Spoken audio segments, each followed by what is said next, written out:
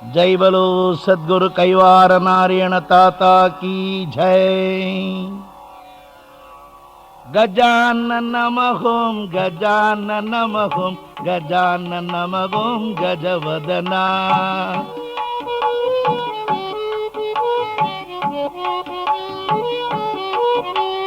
गजानन नमः ओम गजानन नमः ओम गजानन नमः ओम गजवदना।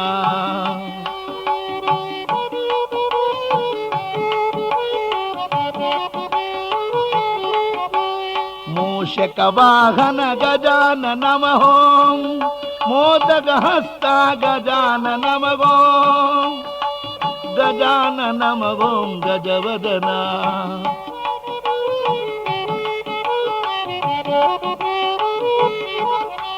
पार्वती तनया गजानन नमः ओम एकदंता गजानन नमः ओम गजानन नमः ओम गजवदना।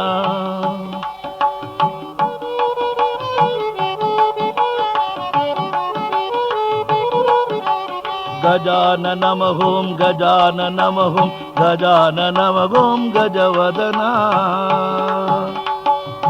हर हर मंगल नमः पार्वती पदे हर हर महादेव। ಶಿಷ್ಟಾಚಾರ ಸಂಪ್ರದಾಯದಂತೆ ಸನಾತನ ಋಷಿಗಳ ಪರಂಪರೆಗೆ ನಮಿಸಿ ಅಂತರಂಗದಲ್ಲಿ ಪರಮಸಂತ ಸದ್ಗುರು ಕೈವಾರ ತಾತಯ್ಯನವರೇ ನಿಂತು ಹನುಮ ದರ್ಶನ ಎಂಬ ಕಥಾಭಾಗವನ್ನು ನುಡಿಸಬೇಕು ಎಂದು ಬೇಡುತ್ತಾ ಈಶ್ವರಾರ್ಪಣ ಬುದ್ಧಿಯಿಂದ ಈ ಪ್ರವಚನ ಕೀರ್ತನವನ್ನು ಪ್ರಾರಂಭಿಸ್ತಾ ಇದ್ದೇವೆ. ಭಾರತೀಯ ಸಂಸ್ಕೃತಿಯಲ್ಲಿ ಆದರ್ಶಕ್ಕಾಗಿ ಬಾಳುವುದೇ ಪರಮ ಉದ್ದೇಶ. ಸೇವಾ ಹಿ ಪರಮೋ ಧರ್ಮ ಎಂಬ ವಿಚಾರದಲ್ಲಿ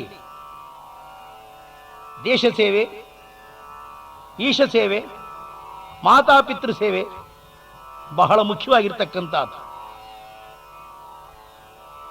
ಜೀವನದ ಅಲ್ಪ ಕಾಲದಲ್ಲಿ ತನಗೆ ಒದಗಿದಂಥ ಒಂದು ಮಹಾಕಾರ್ಯವನ್ನು ನಿಷ್ಠೆಯಿಂದ ಸಾಧಿಸ್ತಕ್ಕಂಥದ್ದೇ ಶ್ರೇಯಸ್ಕರವಾಗಿರ್ತಕ್ಕಂಥದ್ದು.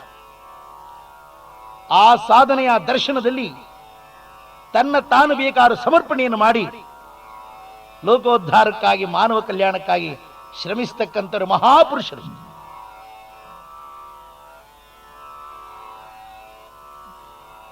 ಮಹಾ ಮಹಿಮವಾಗಿರ್ತಕ್ಕಂಥ ರಾಮಾಯಣ ಚರಿತ್ರೆಯಲ್ಲಿ ಒಬ್ಬೊಬ್ಬ ಮಹಾ ವ್ಯಕ್ತಿಯೂ ಸಹ ತನ್ನ ಪಾತ್ರವನ್ನು ಪೂರ್ಣವಾಗಿ ನಿರ್ವಹಿಸಿ ರಾಮಾಯಣದ ಒಂದು ಪ್ರಭಾವವನ್ನು ಇಂದು ವಿಶ್ವವೇ ಕೊಂಡಾಡುವಂತೆ ಆಗಿದೆ. ಅದರೊಳಗೆ ರಾಮಾಯಣದ ಮಹಾತತ್ವ ಒಂದು ಮಾತನ್ನು ಅಡಗಿದೆ. ಎಲ್ಲಿ ರಾಮನಿರುವನು ಅಲ್ಲಿ ಕಾಮನಿಲ್ಲ, ಎಲ್ಲಿ ಕಾಮನಿರುವನು ಅಲ್ಲಿ ರಾಮನಿಲ್ಲ. ಈ ತತ್ವ ತಿಳಿದಿರ್ತಕ್ಕಂಥ ಮನುಷ್ಯ ತನ್ನ ಹೃದಯದೊಳಗಿರ್ತಕ್ಕಂಥ ಸರ್ವ ಕಾಮನೆಗಳಿಂದ ಬಿಡುಗಡೆಯಾಗಿ ಮೃತ್ಯುವನ್ನು ಗೆಲ್ಲತಕ್ಕಂಥ ಸಾಹಸ ಮಹೋನ್ನತವಾಗಿರ್ತಕ್ಕಂಥದ್ದು. ಅಂತ ಪವಿತ್ರ ಕಾರ್ಯವನ್ನು ಮಾಡಿ ಎಲ್ಲರ ಹೃದಯದಲ್ಲಿ ನಿಂದು ಬೆಳಗುತ್ತಿರ್ತಕ್ಕಂಥ ಮಹಾನ್ ವ್ಯಕ್ತಿ ಅಂದ್ರೆ ಭಕ್ತ ಹನುಮಾನ್.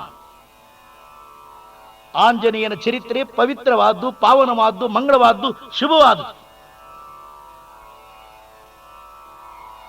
ಹನುಮನ ನಾಮ ಸ್ಮರಿಸಿಕೊಂಡರೆ ಸರ್ವ ದುಃಖ ಪರಿಹಾರವಾಗುವುದು, ಸರ್ವ ಕಾರ್ಯಗಳು ಮಂಗಳವಾಗುವುದು. ಇಂಥ ಮಹಾನುಭಾವನ ಚರಿತ್ರೆಯನ್ನ ಹನುಮ ದರ್ಶನ ಎಂಬ ಕಾವ್ಯನಾಮದಿಂದ ಕಥಾ ಕಾಲಕ್ಷೇಪವನ್ನು ಈಗ ಮುಂದುವರಿಸಲಾಗ್ತದೆ. ಪರಮ ಪಾವನ ಚರಿತರಾದ ಅಹಲ್ಯ ಗೌತಮರ ಗರ್ಭದಲ್ಲಿ ಅಂಜನಾದೇವಿ ಎಂಬ ಸುಂದರವಾಗಿರುವ ಹೆಣ್ಣುಮಗಳು ಜನ್ಮ ತಾಳ್ತಾಳೆ.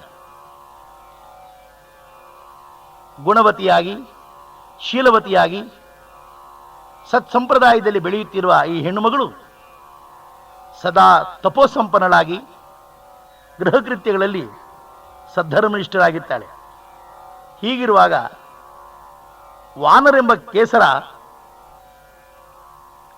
ತನಗೆ ತಕ್ಕ ಹೆಂಡತಿ ಬೇಕು ಅಂತ ತಿಳಿ ಎಲ್ಲಾ ದೇಶಗಳನ್ನು ಸುತ್ತುತ್ತಾ ಬರುತ್ತಾನೆ. ಅಂಜನಾದೇವಿಯ ಲಕ್ಷಣಗಳು ನೋಡಿ ಈಕೆ ಸತಿಯಾದರೆ ತನ್ನ ಜನ್ಮ ಸಾಫಲ್ಯವಾಗಬಹುದೆಂದು ಚಿಂತಿಸುತ್ತಾ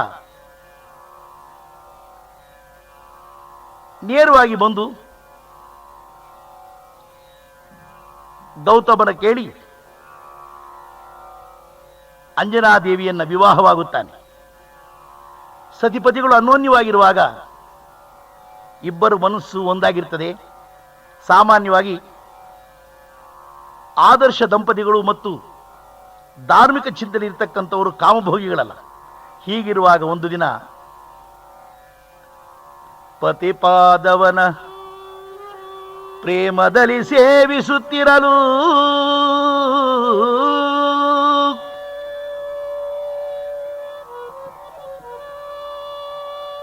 ವಿನಯ ವಿಧೇಯತೆಗಳ ನೋಡಿ ವಾನರ ಪ್ರಸನ್ನ ಚಿತ್ತನಾಗಿ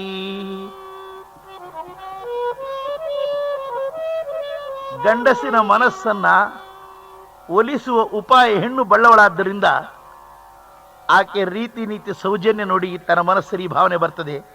ದೇವಿ ಎಂದು ಏನನ ಬೇಡದವಳು,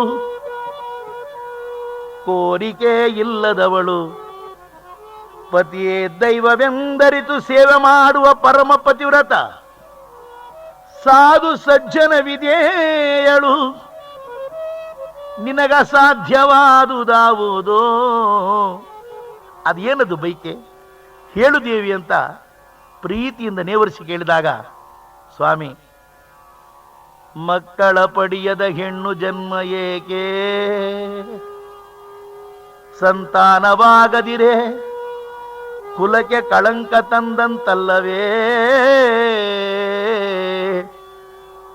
ಅಂಜನಾದೇವಿ ಅದಕ್ಕಾಗಿ ನೊಂದುಕೊಳ್ಳಬೇಡ. ಸರ್ವಶಕ್ತಿ ಸ್ವರೂಪನು ಸರ್ವಭೂತಾಂತ ಗರ್ಭಿತನಾಗಿರ್ತಕ್ಕಂಥ ಮಹಾಮಹಿಮನಾಗಿರ್ತಕ್ಕಂಥ ವಾಯುದೇವ ಆತನು ಸಾಮಾನ್ಯನೆಂದು ತಿಳಿಯಬೇಡ. ಆ ವಾಯುದೇವನ ಕೃಪೆಯನ್ನು ಪಡೆದರೆ ನಿನ್ನ ಇಚ್ಛೆ ನೆರವೇರ್ತದೆ ನೋಡ. ಉಗ್ರ ತಪಸ್ಸಿನಲ್ಲಿ ಕುಳಿತುಕೊಂಡಳು, ಅನ್ನಾಹಾರವಿಲ್ಲದೆ ತಪಸ್ಸಿನಲ್ಲಿರುವ ಅಂಜನಾದೇವಿ ಭಕ್ತಿಗೆ ಮೆಚ್ಚಿ ವಾಯುದೇವ ಪ್ರಸನ್ನನಾಗೆ ಅಪಾರ ಭಕ್ತಿ ಭಾವದಿಂದ ನಮಸ್ಕರಿಸಲು, ಅಂಜನಾದೇವಿ ನನ್ನಿಂದ ಏನಾಗಬೇಕು ಮಹಾನುಭಾವ, ಸಕಲ ಶಾಸ್ತ್ರ ಪಾರಂಗತನು, ಜಿತೇಂದ್ರಿಯನು, ಅಸ್ಖಲಿತ ಬ್ರಹ್ಮಚಾರಿ, ಚಿರಂಜೀವಿಯಾಗಿ ಎಂದೆಂದಿಗೂ ಪೂಜನೀಯನಾಗಿ ಪರಮ ಪಾವನ ಚರಿತನಾಗಿ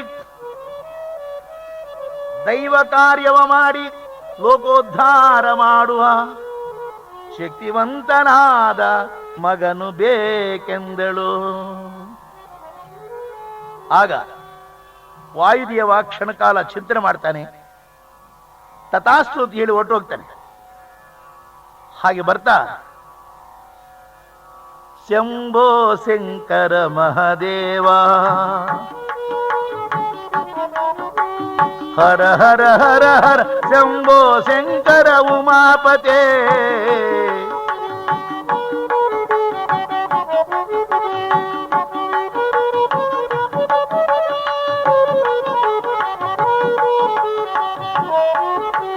ಶಂಭೋ ಶಂಕರ ಮಹಾದೇವ, ಹರ ಹರ ಶಂಭೋ ಶಂಕರ ಮಹಾದೇವ,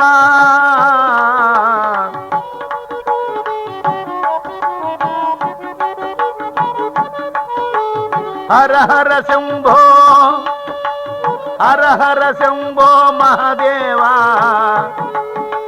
ಶಂಭೋ ಶಂಕರ ಉಮಾಪತೆ. ಈ ರೀತಿ ಭಕ್ತಿಭಾವದಿಂದ ಪರಶಿವನ ಬಳಿಯಲ್ಲಿ ಬಂದು ಸಾಷ್ಟಾಂಗ ನಮಸ್ಕಾರ ಮಾಡೋಣ. ಸ್ವಾಮಿ, ನಮ್ಮ ಹೃದಯದಲ್ಲಿ ನನ್ನನ್ನು ಭಾವಿಸಿಕೊಂಡಂತಾಯಿತು. ಏನದು ವಿಚಾರ ಅಂದ್ರೆ, ವಾಯುದೇವ, ನೀನೊಂದು ಮಹಾ ಘನ ಕಾರ್ಯ ಮಾಡಬೇಕಾಗಿದೆ ಅಂತೇಳಿ ಪಾರ್ವತಿ ಪರಶಿವ ವಾನರ ಮೂರ್ತಿಯನ್ನು ನೋಡಿದಾಗ ಕ್ರೀಡಿಸಲು ಆ ಪಾರ್ವತಿ ಗರ್ಭಾಂಬುದಿಯಲ್ಲಿರುವ ದಿವ್ಯ ಚೈತನ್ಯವನ್ನ ಪ್ರಸಾದ ರೂಪವಾಗಿ ಕೈಯಲ್ಲಿ ಕೊಟ್ಟು ಪಾವನ ಚರಿತಳಾದ ಅಂಜನಾದೇವಿ ತಪಸ್ಸಿನಲ್ಲಿರುವಳು. ಅವಳಿಗಿದ ನೀಡು ಈ ಪ್ರಸಾದದಿಂದ ಸರ್ವ ಇಷ್ಟಾರ್ಥ ಸಿದ್ಧಿಯುಳ್ಳ ಸುಕುಮಾರನು ಜನ್ಮ ತಾಳುವನು. ಆನಂದಭರಿತನಾದ ವಾಯುದೇವ ತಾನು ಕೊಟ್ಟ ವರಕ್ಕೂ ಸಿಕ್ಕಿದ ಪ್ರಸಾದಕ್ಕೂ ಸಂತೋಷಪಟ್ಟು ನೇರವಾಗಿ ಬಂದು ಅಂಜನಾದೇವಿ ಇಲ್ಲಿ ನೀಡೋಣ. ಆ ಪ್ರಸಾದ ಸ್ವೀಕಾರದಿಂದ ಆ ತಾಯಿ ಗರ್ಭವತಿ ಆಗ್ತಾಳೆ. ಈ ರೀತಿ ಗರ್ಭವತಿಯಾಗಿರುವಾಗ ಅಹರ್ನಿಶ ತಪೋಸಂಪನ್ನಳಾಗಿ ಶುದ್ಧ ಹೃದಯಳಾಗಿರ್ತಾಳೆ. ಹೀಗಿರುವ ಒಂದು ದಿವಸ ವೀರಭದ್ರ ದೇವ ಹೋಗ್ತಾ ಇರ್ತಾನೆ. ಇತ್ತ ಅಂಜನಾದೇವಿಯ ಗರ್ಭದಲ್ಲಿ ಶಿವನ ತೇಜವನ್ನು ಕಂಡು ತಕ್ಷಣ ಬಂದು ತಪಸ್ಸಿನಲ್ಲಿರ್ತಕ್ಕಂಥ ಅಂಜನಾದೇವಿ ಪಕ್ಕದಲ್ಲಿ ನಿಂತು ಬಲಗಿವಿಯಲ್ಲಿ ತಾರಕ ಮಂತ್ರವನ ಉಪದೇಶ ಮಾಡಿ ಅಲ್ಲಿಂದಂತರ್ಧಾನನಾದ. ತಾರಕ ಸಿದ್ಧಿಶಕ್ತಿ ಉಳ್ಳಂತಾದ. ಅದರ ಪ್ರಭಾವವನ್ನು ವರ್ಣಿಸಲಿಕ್ಕೆ ಸಾಧ್ಯವಿಲ್ಲ. ಇದರ ಬಗ್ಗೆ ಒಂದು ದಿನ ಪಾರ್ವತೀ ದೇವಿ, ಸ್ವಾಮಿ, ವಿಶ್ವದಲ್ಲಿ ಎಲ್ಲರೂ ನಿಮ್ಮನ್ನು ಪೂಜಿಸುತ್ತಾರೆ, ಆದರೆ ನೀವು ಸದಾ ಯಾರನ್ನ ಧ್ಯಾನಿಸುತ್ತಿರುವಿರಿ? ನೀವು ದೇವಿ, ಇದು ಮಹತ್ತರವಾದ್ದು, ಗೋಪ್ಯವಾದ್ದು, ರಹಸ್ಯವಾದ್ದು. ಅನುಗ್ರಹಿಸಬೇಕು ಅಂದ್ರೆ ವಿಶ್ವನಾಥನಾಗಿ, ವಿಶ್ವಂಬರನಾಗಿ, ಸರ್ವೇಶ್ವರನಾಗಿ, ಸರ್ವಶಕ್ತಿ ಸಂಭೂತನಾಗಿ, ಸರ್ವಕಾರ್ಯಕ್ಕೆ ಆಧಾರವಾಗಿರುವುದಕ್ಕೆ ಕಾರಣ ತಾರಕನಾಮ, ಶ್ರೀರಾಮನಾಮ. ರಾಮ ಎನ್ನುವ ಎರಡು ಅಕ್ಷರಗಳು ಸಾಮಾನ್ಯವಾಗಿರ್ತಕ್ಕಂಥವಲ್ಲ. ಅಕಾರ, ಉಕಾರ, ಮಕಾರ ಅಂಡಪಿಂಡ ಬ್ರಹ್ಮಾಂಡವಾಗಿ ಓಂಕಾರ ಸ್ವರೂಪವಾಗಿ ಸಚ್ಚಿದಾನಂದ ಸ್ವರೂಪವಾಗಿ ತ್ರಿಮೂರ್ತಿಗಳಲ್ಲಿ, ಮೂರು ಶಕ್ತಿಗಳಲ್ಲಿ ಸರ್ವವ್ಯಾಪಿತವಾಗಿ ಸರ್ವಾವಸ್ಥೆಗಳಲ್ಲಿ ಸರ್ವಗುಣಗಳಲ್ಲಿ ಜಗದ್ಭರಿತವಾಗಿ ಲೀಲೆ ನಡೆಸುತ್ತಿರುವ ಮೂಲ ಚೈತನ್ಯವ್ಯಾವುದೋ ಅದೇ ಆತ್ಮಾರಾಮ. ಆ ರಾಮನಾಮದ ಪ್ರಭಾವದಿಂದ ನನಗೆ ಬಲ ಬಂದಿದೆ. ಆದ್ದರಿಂದ ಆ ರಾಮ ತಾರಕವೇ ಶ್ರೇಷ್ಠವಾಗಿರ್ತಕ್ಕಂಥದ್ದು. ಅಷ್ಟೇ ಅಲ್ಲ, ರಾಮ ಎನ್ನುವ ಎರಡು ಅಕ್ಷರಗಳು ಕತ್ತಲನ್ನು ಕಳೆದು ಬೆಳಕನ್ನ ನೀಡಿ, ಮೃತ್ಯುವನ್ನ ಕಳೆದು ಅಮೃತತ್ವವನ್ನು ನೀಡಿ, ಸರ್ವ ಸುಖವನ್ನು ಕೊಡುವುದಲ್ಲದೆ ನಿತ್ಯಾನಂದ ಸ್ವರೂಪವಾಗಿರ್ತಕ್ಕಂಥದ್ದು, ಸರ್ವ ಇಂದ್ರಿಯಗಳಿಗೂ ಅತೀತವಾಗಿರ್ತಕ್ಕಂಥದ್ದು, ಪರಮ ಜ್ಞಾನ ಸ್ವರೂಪವಾಗಿರ್ತಕ್ಕಂಥದ್ದು. ಇದರ ಸ್ವರೂಪ ದರ್ಶನದಿಂದ ಸರ್ವ ದೇವಗಣಾದಿಗಳೆಲ್ಲರೂ ಆನಂದಮಯರಾಗುತ್ತಾರೆ. ಇದನ್ನು ಬಲ್ಲವರೇ ಧನ್ಯರು. ಆದ್ದರಿಂದ ಆ ಪ್ರಸಾದ ಮಹತ್ತರವಾದ್ದು ಅಂತೇಳಿ ತಾರಕದ ಪ್ರಭಾವವನ್ನು ಹೇಳಿದಾಗ ಅಲ್ಲಿಗೆ ಅಂಜನಾದೇವಿ ಗರ್ಭದಲ್ಲಿ ಬೆಳೆಯುತ್ತಿರತಕ್ಕಂಥ ಈ ಶಿಶು ಆ ನಾಮ ಬಲದಿಂದ ಸರ್ವಚೈತನ್ಯನಾಗಿದ್ದಾನೆ. ಹೀಗೆ ದಶಮಾಸಗಳು ಕಳೆದ ಮೇಲೆ ಗರ್ಭದಲ್ಲಿ ಬೆಳೆಯುತ್ತಿರುವ ಸುಕುಮಾರನಾದ ಶಿಶುವನ್ನ ನೋಡಿ ಆನಂದಿತಳಾಗಲು, ಅಮ್ಮ ಎಲ್ಲರಂತೆ ನಾನು ಬಂದರೆ ಸಾಮಾನ್ಯನಾಗುತ್ತೇನೆ, ಗರ್ಭವನ್ನು ಭೇದಿಸಿಕೊಂಡು ಬರ್ತೀನಿ ಅಂತ ಹೇಳಿದಾಗ ತಾಯಿ ಅಪ್ಪಣೆ ಕೊಡ್ತಾಳೆ. ಆತನ ಮಹಾಪುರುಷನಾದ್ದರಿಂದ ತಾಯಿ ಹೊಟ್ಟೆ ಮತ್ತೆ ಸರಿ ಹೋಗ್ತದೆ. ಬಹುಶಃ ಇದು ಮೂಢನಂಬಿಕೆ ಮಾತಂದ್ಕೊಳ್ಳೋದಾದ್ರೂ ಇವತ್ತಿನ ದಿವಸ ಎಷ್ಟೋ ಮಂದಿ ಆಪರೇಷನ್ ಆಗಿ ಹೊಟ್ಟೆಯಿಂದ ಬಂದಿರತಕ್ಕಂಥವರಿದ್ದಾರೆ. ಹೀಗೆ ಹುಟ್ಟಿದ ತಕ್ಷಣ ನೋಡಿದ ಸೂರ್ಯ ಹಾಕ್ತಾನೆ ಹುಟ್ಟುತ್ತಾ ಇದ್ದಾನೆ. ಒಳ್ಳೆ ಕಿತ್ತಲೆ ಹಣ್ಣು ಕಾಣಿಸ್ತಾ ಚಂಗನೆ ನೆಗೆದ. ಆಗ ನೋಡಿದು ರಾಹುಕೇತುಗಳು. ದೇವೇಂದ್ರ, ಸೂರ್ಯಚಂದ್ರರನ್ನ ಕಬಳಿಸುವುದಕ್ಕೆ ನಮಗೆ ನೀನು ಅಪ್ಪಣೆ ಕೊಟ್ಟಿರುವಾಗ ಇನ್ನೊಬ್ಬನು ಯಾರೋ ಸೂರ್ಯನನ್ನು ಕಬಳಿಸಲಿಕ್ಕೆ ಬರ್ತಿದ್ದಾನೆ ಅಂದಾಗ ದೇವೇಂದ್ರ ನೋಡಿದ. ಅಪಾರ ತೇಜೋ ಸಂಪತ್ತು ಭರಿತನಾಗಿ ಬರುತ್ತಿರುವುದರಿಂದ ವಜ್ರಾಯುಧ ಎತ್ತಿ ಅಪ್ಪಳಿಸಿದ. ಅಪಾರ ಸುಂದರಾಂಗನಾಗಿದ್ದ ಅಂಜನಾದೇವಿ ತನಯ ಕಪಿರೂಪವನ ತಾಳಿ ವಿಂಧ್ಯ ಪರ್ವತದ ಗುಹೆಯಲ್ಲಿ ತಲೆಕೆಳಗಾಗಿ ಬೀಳಲು ವಾಯುದೇವನು ಬಂದು ಜಗದಲ್ಲಿ ಸರ್ವ ಪ್ರಾಣವನ ಬಂಧಿಸಲು ಸರ್ವ ದೇವಗಣಾದಿಗಳು ಮುಕ್ಕೋಟಿ ದೇವತೆಗಳು ಬಂದರಲ್ಲಿ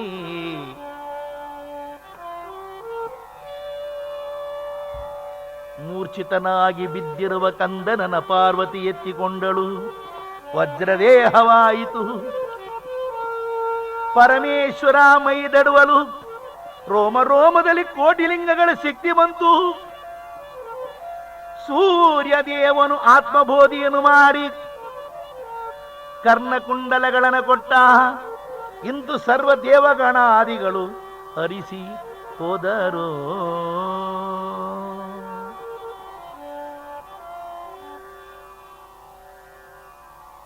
ಆಗ ಬಾಲಕ ತನ್ನಲ್ಲಿನ ಶಕ್ತಿಯನ್ನು ಅರಿತು, ಅಮ್ಮ ನನ್ನ ಮನಸ್ಸಲ್ಲಿ ಒಂದು ಕೋರಿಕೆ ಇದೆ. ಏನಪ್ಪ? ಈಗ ನನಗೆ ಪ್ರಾಪ್ತಿಯಾಗಿರುವ ಈ ವಿದ್ಯಾ, ಪ್ರೌಢಿಮೆ, ಮಹತ್ತರ ಶಕ್ತಿಗಳು ಇವೆಲ್ಲ ಲೋಕೋದ್ಧಾರಕ್ಕಾಗಿ ಕಾರಣವಾಗುವೇನಮ್ಮ. ಅಪ್ಪ, ಸರ್ವ ಇಷ್ಟವನ್ನು ನೀಡುವನು ಬ್ರಹ್ಮದೇವನಾದ್ದರಿಂದ ಬ್ರಹ್ಮದೇವನನ್ನು ನೀನು ಧ್ಯಾನಿಸು ಎನ್ನಲು ಅಪಾರ ಭಕ್ತಿಯಿಂದ ಬ್ರಹ್ಮನನ್ನ ಧ್ಯಾನಿಸೋಣ ಪ್ರತ್ಯಕ್ಷವಾಗಿ. ಆಂಜನೇಯ, ನಿನ್ನ ಭಕ್ತಿಗೆ ನಾನು ಮೆಚ್ಚಿದ್ದೇನೆ, ನಿನ್ನ ಮನವನ್ನು ಅರಿತಿದ್ದೇನೆ. ನಿನಗೆ ಈಗಿರುವ ಶಕ್ತಿಗಳಿಗಿಂತ ಅಪಾರವಾದ ಸಾಧನ ಸಂಪತ್ತನ್ನ ಪ್ರಸಾದಿಸಿದ್ದೇನೆ ಮತ್ತು ಸತ್ಕಾರ್ಯ ಮಾಡುವುದಕ್ಕಾಗಿ ನೀನು ಏನೇನು ಸ್ಮರಿಸಿಕೊಳ್ತೀಯೋ ಅವೆಲ್ಲ ಸಿದ್ಧಿಸಿರಿ. ಒಂದು ಮಾತು ಹೇಳ್ತೀನಿ ಕೇಳು. ಋಷಿಮೂಕ ಪರ್ವತದಲ್ಲಿ ಹನುಮಂತ, ನೀಲ, ಸುಷೇಣ, ಜಾಂಬವಂತ, ವಾಲಿ ಅತುಲ ಬಲಾಢ್ಯರಾಗಿ ಮಹಾಪರಾಕ್ರಮಶಾಲಿಗಳಾಗಿದ್ದಾರೆ. ನೀನು ಸುಗ್ರೀವನ ಬಳಿಯಲ್ಲಿ ಸಖನಾಗಿದೆ. ಮುಂದೆ ರಾಮ ಲಕ್ಷ್ಮಣರು ಸೀತೆಯನ್ನು ಕಳೆದುಕೊಂಡು ಬರ್ತಾರೆ. ಆ ಸಮಯದಲ್ಲಿ ನಿನ್ನ ಕರ್ಣಕುಂಡಲಗಳ ನೋಡಿ ಯಾರು ವರ್ಣನೆ ಮಾಡ್ತಾರೋ ಆತನೇ ಶ್ರೀಮನ್ನಾರಾಯಣ. ಶ್ರೀರಾಮಾವತಾರವೆತ್ತಿ ಲೋಕೋದ್ಧಾರಕ್ಕಾಗಿ ಬರುತ್ತಾರೆ. ಆತನಿಗೆ ಸಹಾಯ ಮಾಡಿ ವಿಶ್ವದಲ್ಲಿ ಪ್ರಖ್ಯಾತಿ ಪುರುಷನಾಗಿ ಪೂಜನೀಯನಾಗ. ಆ ರಾಮದೇವರ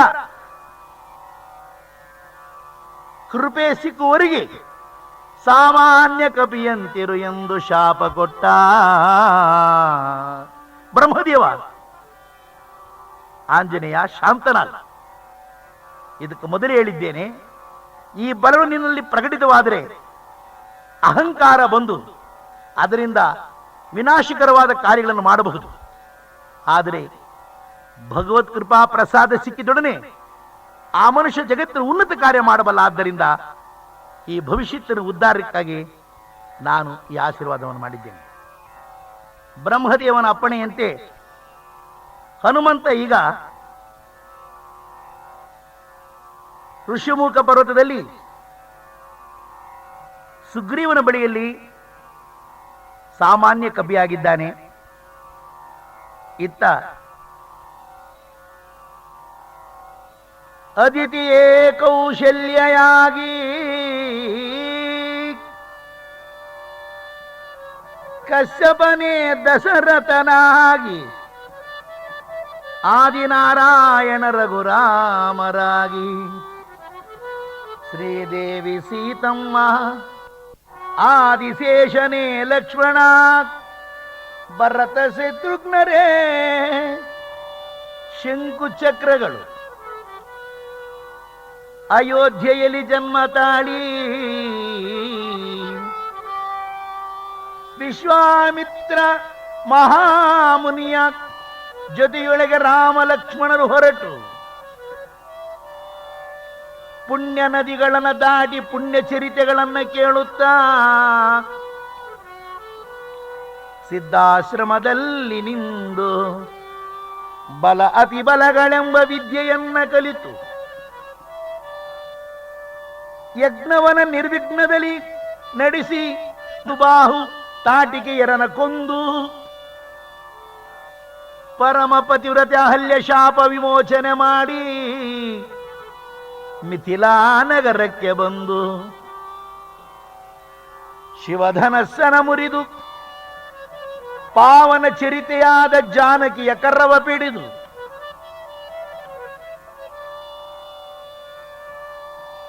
ಮಾರ್ಗದಲ್ಲಿ ಬರುತ್ತಾ ಪರಶುರಾಮನಿಂದ ಮಾತಾ ಪಿತೃಭಕ್ತಿಯ ಪುಣ್ಯವನ ಪರಿಗ್ರಹಿಸಿ ಅಯೋಧ್ಯೆಯಲ್ಲಿ ನಿಂದು 12 ವರ್ಷಗಳು ಪಟ್ಟಾಭಿಷೇಕ ಸಿದ್ಧತೆಯಾಗಲು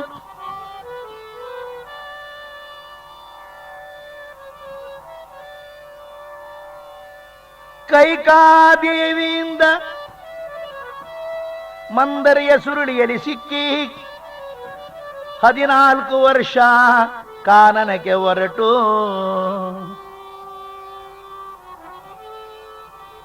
ಅತ್ರಿ ಅನುಸೂಯರಲ್ಲದೆ ಭರದ್ವಾಜರ ದರ್ಶನವ ಪಡೆದು ಚಿತ್ರಕೂಟದಲ್ಲಿ ತಂಗಿ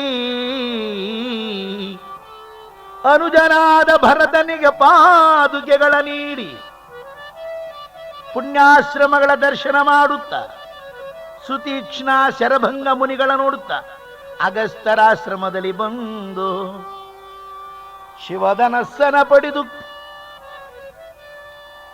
ಪಂಚವಟಿಯಲ್ಲಿ ತಂಗಿರಲು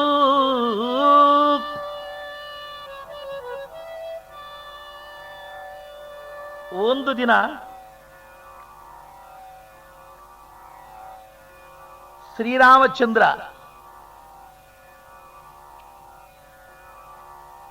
ಮೃತ್ಯುದೇವತೆಯನ್ನ ಕರೆದ. ಮೃತ್ಯುದೇವತೆ, ನೀನು ಹೋಗಿ ಲಂಕಾ ನಗರದಲ್ಲಿ ಸರ್ವ ಜೀವಿಗಳ ಪ್ರಾಣ ಹರಣ ಮಾಡುವಂದಾಗ ಪ್ರಭು ರಾವಣ ಕುಂಭಕರ್ಣಾದಿಗಳು ಅಪಾರವಾದ ವರಪ್ರಧಾನರಾಗಿರುವಾಗ ನಾನು ಯಾವ ರೀತಿ ಆ ನಗರ ಪ್ರವೇಶ ಮಾಡಲಿ? ಆಗ ರಾಮದೇವರು ಚಿಂತನೆ ಮಾಡಿ ಸೀತಾರೂಪವನ ಮಾಡಿ ಅಗ್ನಿಯಲ್ಲಿ ಜಾನಕಿ ಇರುವಂತೆ ಹೇಳಿ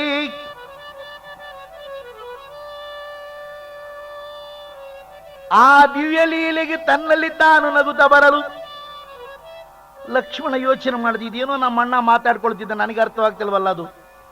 ಅಣ್ಣ ಯಾರನ್ನೇ ಮಾತಾಡ್ತಿದ್ದೆ, ಏನು ಇಲ್ಲ ಅಂದ. ಅಷ್ಟೊತ್ತಿಗೆ ಶೂರ್ಪನಖಿ ಬರ್ತಾಳೆ. ರಾಮರ ದಿವ್ಯ ರೂಪವನ್ನು ನೋಡಿ ತನ್ನನ್ನು ಮದುವೆ ಮಾಡಿಕೊಂಡು ಬೇಡ್ತಾಳೆ. ಅಮ್ಮ, ಹಾಗೂ ಅಲ್ಲಿ ಕುಳಿತಿದ್ದಾನಲ್ಲ ಆ ಪುಣ್ಯ ಪುರುಷನ ಮದುವೆ ಮಾಡಿಕೊ ಅಂತ ಹೇಳೋಣ. ಲಕ್ಷ್ಮಣ ಹೇಳ್ತಾನೆ, ತಾಯಿ, ನಾನು ರಾಮದೇವರ ದಾಸ, ನನ್ನ ನೀನು ಮದುವೆ ಮಾಡಿಕೊಂಡರೆ ನೀನು ದಾಸಿಯಾಗು, ಬೇಡ ರಾಮರಿಗೆ ಸತಿಯಾಗು, ನಿಮ್ಮಿಬ್ಬರು ಸೇವೆ ನಾನು ಮಾಡ್ತೀನಿ ಅಂತ ಹೇಳಿದೆ. ಆಗ ರಾಮದೇವರಲ್ಲಿ ಬಂದರೆ, ನನಗೊಬ್ಬ ಸತಿ ಇದ್ದಾಳೆ, ನನಗೇಕೆ ಇನ್ನೊಬ್ಬ ಸತಿ ಅಂತಾನೆ ಜಾನಕಿಯನ ನೋಡಿ ಈಗಲೇ ಅವಳು ತಿಂದು ಬಿಡ್ತೀನಿ ಅಂತ ಲಕ್ಷ್ಮಣ ತಕ್ಕ ಬುದ್ಧಿ ಹೇಳಿ ಕಳಿಸ್ಕೊಡು ಅಂದ. ಆಗ ಹೋಗೋಣ. ಲಕ್ಷ್ಮಣ ಹಿಡಿದು ಕಿವಿ ಮೂಗುಗಳನ್ನ ಕೊಯ್ದು ಕಳಿಸಲು ರಾವಣನಿಗೆ ಸಂಗತಿ ತಿಳಿದು ಅತಿ ಕೋಪದಿಂದ ಮಾರೀಚನೊಡನೆ ಬಂದು ಮಾರೀಚ ಮಾಯಾ ಜಿಂಕಿಯಾಗಿ ನಲಿಯುವಂತೆ ಹೇಳ್ದ. ಮಿಕ್ಕ ಕಾರ್ಯವನ್ನ ನಾನು ಮಾಡಿಕೊಳ್ಳುತ್ತೇನೆ ಅಂದ. ಮಾಯಾ ಜಿಂಕೆಯಾಗಿ ನಲಿಯುತ್ತಾ ಹೋಗುತ್ತಿರುವುದನ್ನ ಎಂದು ಏನನ್ನೂ ಬೇಡದ ಜಾನಕಿ ಆ ಹರಣಿ ನನಗೆ ಬೇಕೆಂದು, ಲಕ್ಷ್ಮಣ ನಿಮ್ಮತ್ತಿಗೆ ಬಳಿಯಲ್ಲಿ ರಕ್ಷಕನಾಗಿರು, ನಾನು ಬಂದ್ಬಿಡ್ತೀನಿ ಅಂತ ಹೋಗ್ತಾನೆ. ಆಗ ಹಾ ಲಕ್ಷ್ಮಣ ಲಕ್ಷ್ಮಣ ನೋಡು, ನಿಮ್ಮಣ್ಣ ಕೂಗ್ತಾ ಇದ್ದರೆ ಹೋಗು ಅತ್ತಿಗೆ. ನಮ್ಮಣ್ಣ ಸಾಮಾನ್ಯನಿಂದ ಅರಿಯಬೇಡ. 16,000 ಮಂದಿಯನ್ನು ಒಬ್ಬನೇ ಕೊಂದ ತುಳ ಬಲಾಢ್ಯನಾಗಿರ್ತಕ್ಕಂಥ ರಾಮಪ್ರಭುಗಳಿಗೆ ಕಷ್ಟ ಇರುವುದಮ್ಮ ಅದು ಹೇಳೋದು. 2ನೇ ಸಾರಿ ಹಾ ಲಕ್ಷ್ಮಣ ಓಡು ಲಕ್ಷ್ಮಣ. ನಿಮ್ಮಣ್ಣ ಅಷ್ಟು ಆರ್ಥ ಧ್ವನಿಯಿಂದ ಕರೀತಿದ್ರು, ಯಾಕೆ ಸುಮ್ಮನೆ ಇದೆಯಾ ಅತ್ತಿಗೆ? ನಮ್ಮಣ್ಣನ ಯಾವ ಭಯವೂ ಇಲ್ಲ. ಛೀ ಎರಲೋ ಪಾಪಿ, ಇಂದರಿವಾಯಿತು ನೀನಂತಹವನು ಎಂದು. ನಿನಗಿಂತ ಭರತನು ಶತಕೋಟಿ ಮಹಿಮನು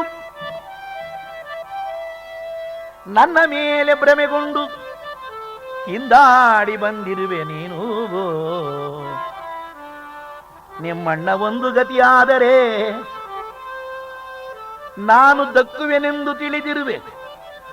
ನನ್ನ ಬೂದಿಯು ನಿನಗೆ ದಕ್ಕಲಾರದು ಎನ್ನಲು ಹತ್ತಿಗೆ ಆ ನಿಂದಾವಾಕ್ಯವನ್ನು ಮಾತಾಡಬೇಡ ತಾಯಿ, ಮಾತಾಡಬೇಡ. ಅಯ್ಯೋ, ಪವಿತ್ರಳಾಗಿರುವ ಜನಕರಾಜ ಕುವರಿಯ ಬಾಯಲ್ಲಿ ಈ ಮಾತು ಬರುವುದಿಲ್ಲ. ಅಮ್ಮ, ಈ ಮಾತು ನಿನ್ನ ಬಾಯಲ್ಲಿ ಬರಬಾರದಾಗಿತ್ತು. ಅದೇನು ಕರ್ಮ ಕಾದಿದೆಯೋ ನನಗೊಂದು ಗೊತ್ತಿಲ್ಲ. ಈ ನಿಂದೇನು ನಾನು ಹೊರಲಾರೆ ತಾಯಿ. ಇಗೋ ಈ 3 ಗೆರೆಗಳನ್ನು ಹಾಕುವೆನು. ಈ ಗೆರೆಗಳ ದಾಟಿದರೆ ಸೂರ್ಯ ಚಂದ್ರರಿರುವವರಿಗೆ ನಿಂದೆ ತಪ್ಪುವುದಿಲ್ಲ. ಬ್ರಹ್ಮಾದಿ ದೇವತೆಗಳು ನಿನ್ನನ ಕಾಯಲಾರರಮ್ಮ ಎಂದು ವಂದಿಸಿ ಹೊರಟು ಹೋಗಲು ಇತ್ತ ರಾವಣೇಶ್ವರ ಬರ್ತಾನೆ. ಹರಹರ ಮಹಾದೇವ ಶಂಭೋ ಅಂತೇಳಿ ಸನ್ಯಾಸಿ ವೇಷಧಾರಿಯಾಗಿ ಸೀತಾದೇವಿಯ ಸೌಂದರ್ಯವನ್ನು ನೋಡಿ ನಗದಾಗ ಮುಖ ನೋಡ್ತಾಳೆ.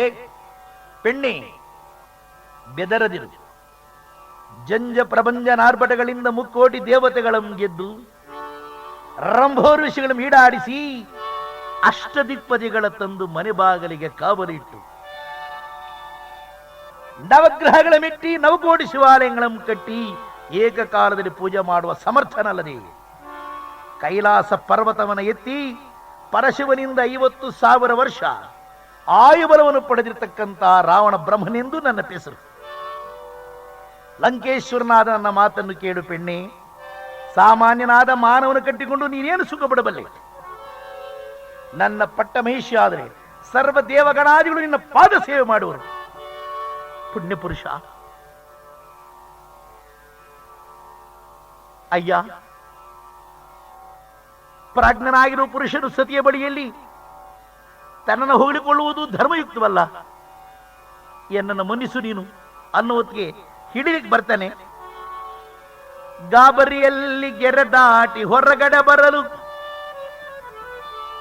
ಮುಂದು ಬಂದು ಸರ್ರೆಂದು ನಡುವಿಗೆ ಕೈ ಹಾಕಿ ಭುಜದ ಮೇಲೆ ಕೈ ಹಾಕಿಕೊಳ್ಳಲು ಎಲ್ಲೋ ಪಾಪಿ, ಏನು ಮೋಸ ಮಾಡುತ್ತಿರುವೆ ನೀನು? ನನ್ನ ಪತಿ ಇದ್ದಿದ್ರೆ ಈಗಲೇ ಕತ್ತರಿಸಿ ತುಂಡು ತುಂಡು ಮಾಡಿ ನಾಯಿ ನರಿಳು ಹಾಕ್ತಾ ಇದ್ದ. ಹಾ ರಾಮ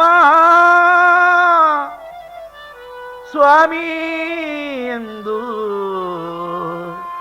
ಮೂರ್ಛಿತಳಾದಂತಾಗಲು ಆ ವೇಳೆಗೆ ಜಟಾಯು ಪಕ್ಷಿ ಬಂದು ಎದುರು ನಿಲ್ಲರು. ಕಾಡಾಕಾಡಿ ಹೋರಾಟವಾಗಿ ಅದರ ಗರಿಗಳನ್ನು ಕತ್ತರಿಸಿ ಜಾನಕಿಯನ್ನು ಎತ್ಕೊಂಡು ಹೋಗ್ತಾ ಇದ್ರೆ ಅಗ್ನಿಶಿಖೆಯನ್ನು ಕೊಂಡೊಯ್ಯುವಂತೆ ಕಾಣುತ್ತಿತ್ತು. ಒಂದೊಂದು ಒಡವೆಯನ್ನು ತೆಗೆದು ಹಾಕುತ್ತ ಲಂಕಾನಗರವನ್ನ ಸೇರಿದಳತ್ತ. ಇತ್ತ ರಾಮಲಕ್ಷ್ಮಣರು ಆ ಮಾರೀಚನ ಹಿಡಿದು ಹೋಗ್ತಾ ಇರುವಾಗ ರಾಕ್ಷಸ ಎಂದು ಗೊತ್ತಾದ ತಕ್ಷಣ ಸೆಳೆದು ಬಾಣ ಬಿಟ್ಟ. ರಾಮ ಎನ್ನಲು ಹೋಗಿ ನೋಡಲು ರಾಕ್ಷಸ ರಾಮ ಜಾನಕಿಯನ್ನ ಅನ್ನೋ ಹೊತ್ತಿಗೆ ಅವನು ಪ್ರಾಣ ಹೊರಟು. ಲಕ್ಷ್ಮಣ, ಇದೇನದು ನೀನು ಬಂದಿ? ಯಾರೋ ರಾಕ್ಷಸರು ಬಂದು ಜಾನಕಿಯನ್ನು ಕೊಂಡೊಯ್ದಂತಿದೆ ಎಂದು ಓಡೋಡಿ ಬಂದು ನೋಡಲು ದೊಡ್ಡ ದೊಡ್ಡ ಹೆಜ್ಜೆಗಳಲ್ಲಿ ಇದ್ದಂತೆ ಕಾಣಿ ಒಡವೆಗಳೆಲ್ಲ ಅಸ್ತವ್ಯಸ್ತವಾಗಿ ಬಿದ್ದಿರುವುದು ಕಂಡು ಲಕ್ಷ್ಮಣ ನೋಡ ಜೇಡಾಯುನ ಅಣ್ಣ ಇಲ್ಲಿ ನೋಡಿದ್ರು. ಓಡಿ ಬಂದು ಬಾಣವನ್ನು ಎತ್ತಲು, ರಾಮ ನಾನು ನಿಮ್ಮ ತಂದೆಯ ಸಖಾ ಜಟಾಯು, ಶಾಂತನಾಗು. ಜಾನಕಿಯನ್ನ ರಾಕ್ಷಸ ಕೊಂಡೊಯ್ದ ಅಂತಕ್ಕಂತ ಹೇಳೋತ್ತಿಗೆ ಪ್ರಾಣ ಹೋಗ್ಬಿಡ್ತು. ಅಯ್ಯೋ, ಆ ರಾಕ್ಷಸನ ಯಾರು ಹೇಳುವತ್ತಿಗೆ ಪ್ರಾಣ ಬಿಡ್ತಿದ್ದಾರೆ ಅಂತ ಹೇಳಿ ಪೂಜ್ಯನಾದ ಜಟಾಯುವಿಗೆ ಅಂತ್ಯ ಸಂಸ್ಕಾರಗಳ ಮಾಡಿ ದರ್ಪಣಾದಿಗಳ ಬಿಟ್ಟು ಮುಂದಕ್ಕೆ ಸೀತಾನ್ವೇಷಣ ಮಾಡುತ್ತಾ ಹೊರಡುತ್ತಿರುವಾಗ, ಹಾ ಜಾನಕಿ, ಹಾ ಸೀತಾ, ಹೃದಯೇಶ್ವರಿ ಎಂದು ಕಣ್ಣೀರಿಡುತ್ತಾ ಬರುತ್ತಿರಲು ಕಬಂದನೆಂಬ ರಾಕ್ಷಸ ಯೋಜನ ದೂರ ಬಾಹುಗಳಿತ್ತು. ಆತನಿಗೆ ತಲೆ ಹೊಟ್ಟೆಯಲ್ಲಿ ಸೇರಿಕೊಂಡಿತ್ತು. ಲಕ್ಷ್ಮಣ, ಅತ್ತಗಡೆ ಆತನ ಕೈಯನ್ನು ಕತ್ತರಿಸು, ನಾನಿತ್ ಕಡೆ ಕತ್ತರಿಸ್ತೀನಿ ಅಂತೇಳಿ ಇಬ್ಬರು ಎರಡು ಕೈಯನ್ನು ಕತ್ತರಿಸೋಣ. ದೇವೇಂದ್ರನಿಂದ ಹೊರಪಡೆದಿದ್ದಂತ ರಾಕ್ಷಸನಿಗೆ ಪೂರ್ವ ಸ್ಮೃತಿ ಬಂತು. ಇವರೇ ರಾಮಲಕ್ಷ್ಮಣರು ಅಂತೇಳಿ. ರಾಮ ಬೇಗ ಈ ದೇಹವನ್ನು ಸುಡು ಅಂತ ಹೇಳ್ತಾನೆ. ಬೆಂಕಿ ಇಟ್ಟು ಸುಟ್ಟ ತಕ್ಷಣ ದಿವ್ಯ ರೂಪಧಾರಿಯಾಗಿ ದೇವಪುರುಷನಾಗಿ ದರ್ಶನ ಕೊಡುತ್ತಾನೆ. ಮಹಾನುಭಾವ, ಧನ್ಯವಾಯಿತು ನನ್ನ ಜನ್ಮ. ನಾನು ನನ್ನ ದಿವ್ಯ ದೃಷ್ಟಿಯಲ್ಲಿ ಎಲ್ಲವನ್ನು ತಿಳಿಯಬಲ್ಲನಾದ್ದರಿಂದ ಸೀತೆಯನ್ನು ಕಳೆದುಕೊಂಡು ನೀವು ಹುಡುಗರಿಗೆ ಬಂದಿದ್ದೀರಿ. ಆ ಮುಂದೆ ಕಾಣುತ್ತಿರುವ ಶಬರಿ ಆಶ್ರಮ ಪವಿತ್ರವಾದ ಸನ್ನಿಧಿ. ಅಲ್ಲಿ ನಿನಗಾಗಿ ಬಹು ವರ್ಷಗಳಿಂದ ಕಾಯುತ್ತಿರುವ ವೃದ್ಧ ಸತಿಯಾಗಿರುವ ಶಬರಿ ಇರುವಳು. ಆಕೆ ಬಳಿ ಹೋದರೆ ಆಕೆ ಮುಂದೆ ಸೀತೆಯನ್ನು ಕಂಡು ಹಿಡುವ ಮಾರ್ಗವನ್ನು ಹೇಳ್ತಾಳೆ ಅಂತೇಳಿ ತಾನು ಅಂತರ್ಧಾನನಾಗ್ತಾನೆ. ಇತ್ತ ಮತಂಗ ಮಹರ್ಷಿಗಳ ಆಶ್ರಮದಲ್ಲಿ ಶಬರಿ ಪರಮ ಪಾವನ ಚರಿತೆ, ನವಯೌವನ ತಾರುಣ್ಯವಿರುವಾಗ ಅವರ ತಂದೆ ವಿವಾಹ ಮಾಡಬೇಕು ಅಂತೇಳಿ ಒಬ್ಬ ವೀರನನ್ನ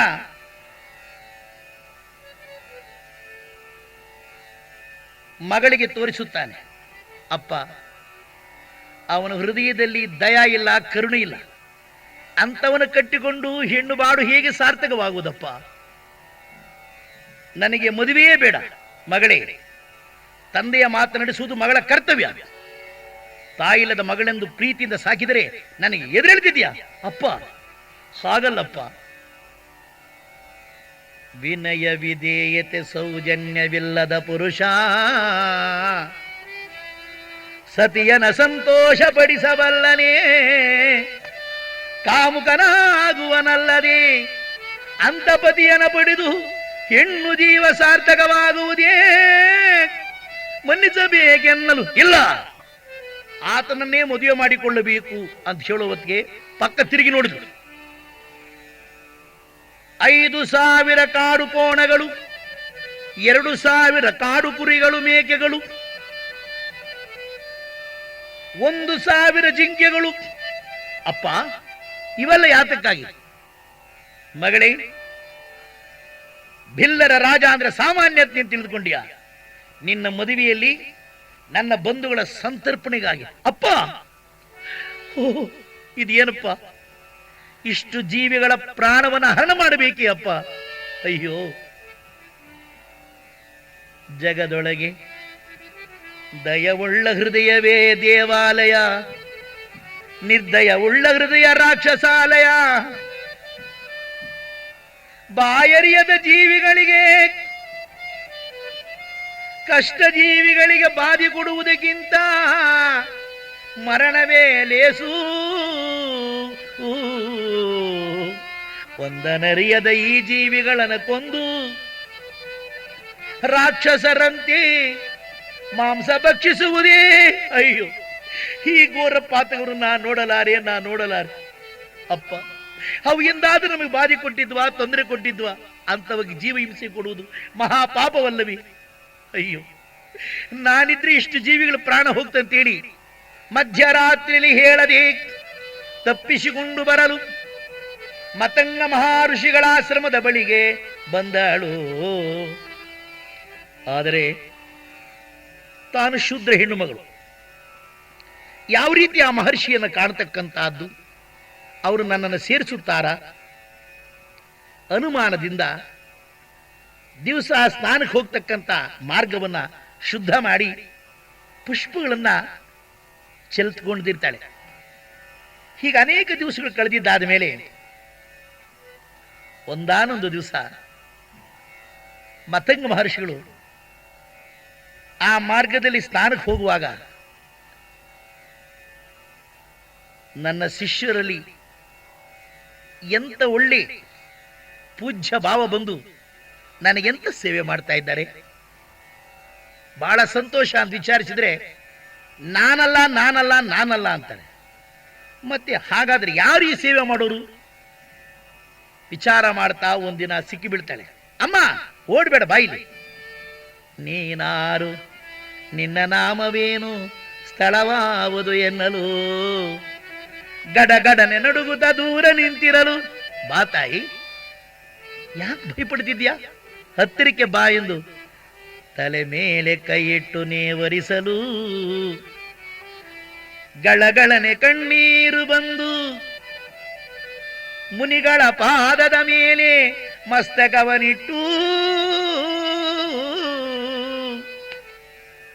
ಬಾಷ್ಪಗಳ ಪಾದವನ್ನ ತೊಳೆಯುತ್ತಾ, ಸ್ವಾಮಿ, ನಾನು ಶಬರಳು, ತಮ್ಮನ್ನು ಮುಟ್ಟುವುದಕ್ಕೆ ಯೋಗ್ಯತೆ ಇದೆಯೋ ಇಲ್ಲವೋ? ನಾನು ಈ ರೀತಿ ಮನೆಯಿಂದ ವಿವಾಹ ಬಂಧನಕ್ಕೆ ಸಿಕ್ಕದೆ ತಪ್ಪಿಸಿಕೊಂಡು ಬಂದವಳು.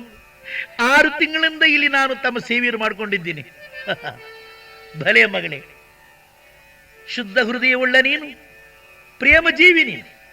ಅಮ್ಮ, ನೀನು ಮಾಡಿದ ಸೇವೆ ಅಪಾರವಾಗಿರ್ತಕ್ಕಂಥದ್ದು, ಎಲ್ಲದಕ್ಕೂ ಶ್ರೇಷ್ಠಕರವಾಗಿರ್ತಕ್ಕಂಥದ್ದು. ಸೇವಾಹಿ ಪರಮೋ ಧರ್ಮ, ಧರ್ಮಗಳಲ್ಲಿ ಶ್ರೇಷ್ಠವಾಗಿರ್ತಕ್ಕಂಥದ್ದು ಸೇವೆ. ಬಾ ತಾಯಿ, ಬಾರಮ್ಮ. ಇಂಥ ಮುದ್ದು ಮಗಳು ಸಿಕ್ಕುವುದು ಅದೂ ಒಂದು ಪುಣ್ಯ ವಿಶೇಷ ಅಂತೇಳಿ ಅಲ್ಲಿಂದ ಆಶ್ರಮಕ್ಕೆ ಕರೆತರಲು ಎಲ್ಲ ಹೆಣ್ಣು ಮಕ್ಕಳ ಮಧ್ಯೆ ಬೆರೆತು ಅಂದಿನಿಂದ ಗುರುಸೇವಾ ಕಾರ್ಯಗಳಲ್ಲಿ ನಿಂತು ಗುರುಗಳಿಂದ ಅನೇಕ ತತ್ವಿಚಾರವನ್ನು ಕೇಳುತ್ತಾ ಪರಮ ಶಾಂತಳಾಗಿದ್ದಾಳೆ. ಅಲ್ಲಿಗೆ 3/4 ವಯಸ್ಸು ಕಳೆದಿದೆ. ಮತಂಗ ಮಹರ್ಷಿಗಳು ವೃದ್ಧರಾಗಿರ್ತಕ್ಕಂಥವ್ರು.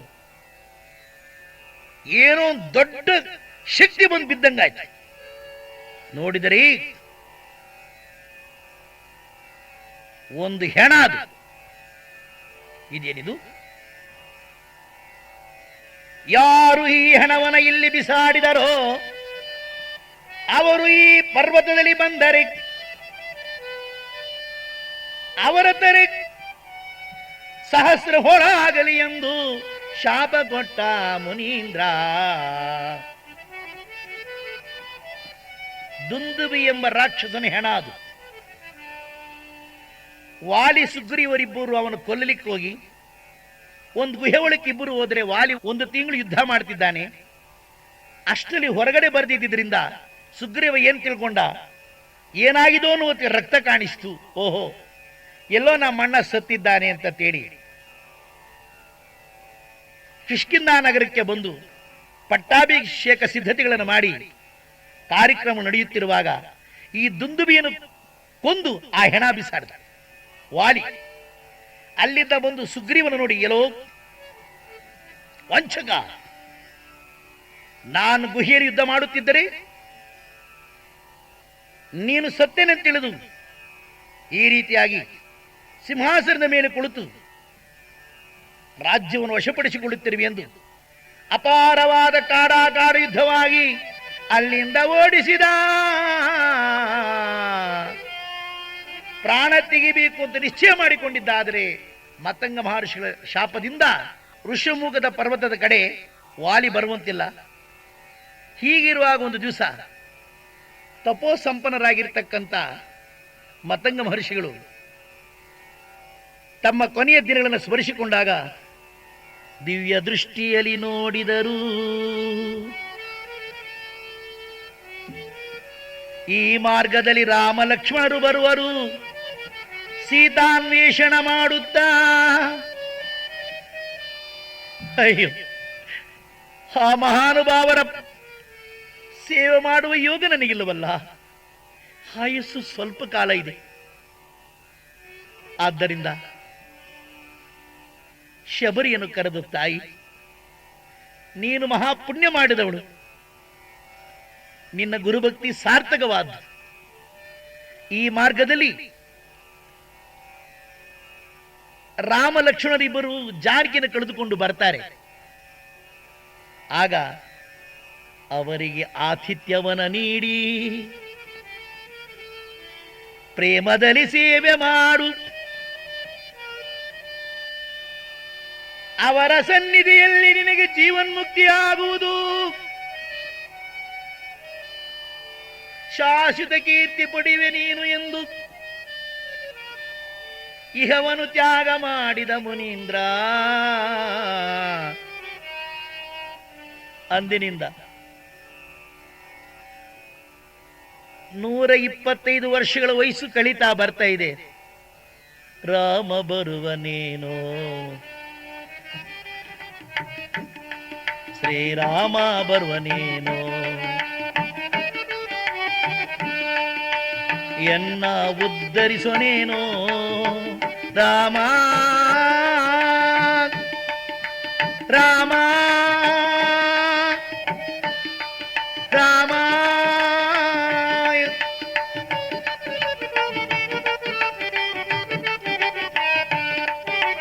ಕುಳಿತರು ರಾಮ, ನಿಂತರು ರಾಮ, ಮರದಲ್ಲಿ ರಾಮಯ್ಯ. ಕುಳಿತರೆ ರಾಮ, ನಿಂತರೆ ರಾಮ, ಮನದಲ್ಲಿ ರಾಮಯ್ಯ.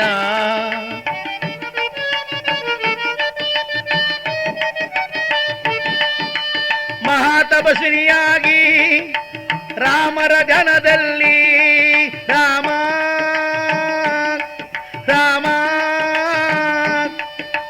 ರಾಮ. ನಾಡಿ ನಾಡಿಯಲ್ಲಿ ಆ ರಾಮನಾಮ ಪ್ರಹರಿಸುತ್ತಾ ಹಗಲು ರಾತ್ರಿ ಎಡೆಬಿಡದೆ ಧ್ಯಾನಿಸುತ್ತಾ ಎಲೆ ಚುರುಕನ ರಾಮ, ಗಾಳಿ ಸುಯ್ ಅಂದ್ರೆ ರಾಮಯ್ಯ ರಾಮ. ಅಪ್ಪ ರಾಮಚಂದ್ರ, ಎಂದಿಗೆ ಬರುವೆ ತಂದೆ? ಹಣ್ಣು ದೇಹವನ್ನು ಎತ್ತಿಕೊಂಡು ಇನ್ನೆಷ್ಟು ದಿನ ಈ ಭವದಲ್ಲಿ ಇರಬೇಕೆಂದು ನಿನ್ನ ಆಸೆ ತಂದೆ.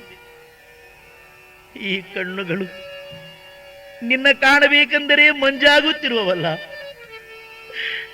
ನೀನು ಬಂದಾಗ ಸೇವೆ ಮಾಡುವುದಕ್ಕಾಗಿ ನರಗಳ ಬಲವೆಲ್ಲ ಕುಂದಿದೆಯಲ್ಲ ರಾಮ ರಾಮ ರಾಮ ಎಂದು ಹಗಲು ರಾತ್ರಿ ಪರಿತಪಿಸುವುದ ನೋಡಿ ಸುತ್ತ ಇರ್ತಕ್ಕಂಥವರು, ತಾಯಿ ಆ ರಾಜಕುಮಾರ್ ಇಲ್ಲಿ ಯಾಕಮ್ಮ ಬರ್ತಾರೆ, ಅವ್ರಿಗೆ ಏನು ಕೆಲಸ ಇದೆ, ನೀನೇನೋ ತಿಳ್ಕೊಂಡು ಆತನಿಗಾಗಿ ಪ್ರಾಣ ಇಟ್ಕೊಂಡಿದ್ದೀಯ. ಅಯ್ಯೋ, ನೀನು ಪಡುವ ಬಾಧೆ, ನಿನ್ನ ಕಾತುರ ಆತರ, ಆ ರಾಮನಾಮದಲ್ಲಿರ್ತಕ್ಕಂಥ ಪರಮಭಕ್ತಿ,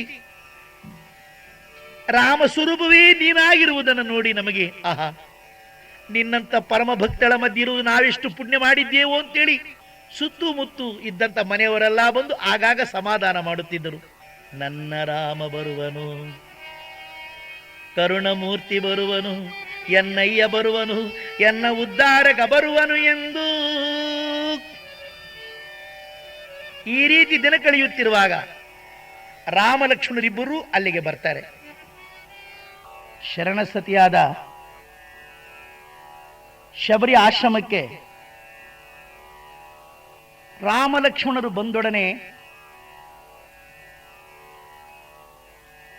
ದಯಾಹೃದಿಯಾಗಿರುವ ಶಬರಿ ಯಾವ ರಾಮದೇವರ ದರ್ಶನಕ್ಕಾಗಿ ತನ್ನ ಜನ್ಮವನ್ನೇ ಸವಿಸುತ್ತಿದ್ದಳೋ, ಹಗಲು ರಾತ್ರಿ ಪರಿತಪಿಸುತ್ತಿದ್ದಳೋ, ಗಾಳಿಸು ಎಂದರೆ ರಾಮ, ಜಗದಾಭಿರಾಮ, ಕರುಣಾಭಿರಾಮ, ಆತ್ಮಾಭಿರಾಮ ಎಂದು ಕಾತರಿಸಿ ಕಾತರಿಸಿ ನೊಂದು ಬೇಸತ್ತು ಕಂದಿ ಕುಂದಿರುವಾಗ ಆ ಮಂಜುಗಣ್ಣಲ್ಲಿ ಅಪಾರ ತೇಜೋ ಸ್ವರೂಪಿಯಾಗಿರುವ ಶ್ರೀರಾಮಚಂದ್ರ ಮಂಗಳ ಮೂರ್ತಿಯ ನೋಡಿದೊಡನೆ ಸರ್ವ ಮರೆತಂತಾಯಿತು, ತನ್ನ ವಯಸ್ಸು ಮರೆದಂತಾಯಿತು. ರಾಮ ರಾಮ ತಂದೆ ಎಂದು ಪಾದದ ಮೇಲೆ ಬೀಳಲು ಬರಲು ದಯಾಹೃದಿಯಾದ ರಾಮಚಂದ್ರ ಆ ಮಾತೆಯನ ಎತ್ತಿ ತಬ್ಬಿಕೊಳ್ಳಲು ಆ ಸ್ಪರ್ಶದಿಂದ ಪುಳಿಕಿತಳಾದ ಶಬರಿ ಪಳಪಳನೆ ಆನಂದ ಬಾಷ್ಪಗಳ ಸುರಿಸುತ್ತಾ ಧನ್ಯವಾಯಿತು ಗುರುವಾಕ್ಯ ಎಂದು ತಿಳಿದು ಮೆಲ್ಲ ಮೆಲ್ಲನೆ ನಡೆಯುತ್ತಾ ಆಶ್ರಮದಲ್ಲಿ ಕರತಂದು ಉಚಿತಾಸನದಲ್ಲಿ ಕುಳ್ಳರಿಸಿ ಜೀರ್ಣ ದೇಹದಲ್ಲಿ ಅರ್ಘ್ಯಪಾದ್ಯಾದಿಗಳ ಕೊಡಲು ರಾಮ ಲಕ್ಷ್ಮಣರ ಕಣ್ಣಲ್ಲಿ ಗಳಗಳನೆ ಕಣ್ಣೀರು ಉದರಿತು.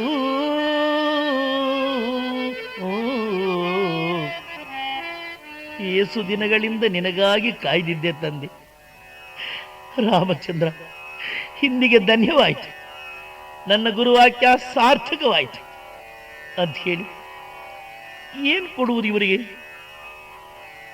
ಆಯ್ದಿಟ್ಟ ಹಣ್ಣುಗಳಲ್ಲಿ ಕೆಲವನ್ನೆತ್ತಿಕೊಂಡು ಕಚ್ಚಿ ರುಚಿ ನೋಡಿ, ಅಪ್ಪ ತಿನ್ನು ತಿನ್ನು ತಂದೆ ತಿನ್ನು ಅಂತೇಳಿ ಕೈ ಕೊಡೋಣ. ಎರಡು ಕೈಗಳಲ್ಲಿ ಕೈಕೊಂಡು ಎರಡು ನೇತ್ರಗಳಿಗೆ ಒತ್ತಿಕೊಂಡು ಪರಮ ಪವಿತ್ರ ಪ್ರಸಾದವೆಂದು ರಾಮ ಉಣ್ಣುತ್ತಿರಲು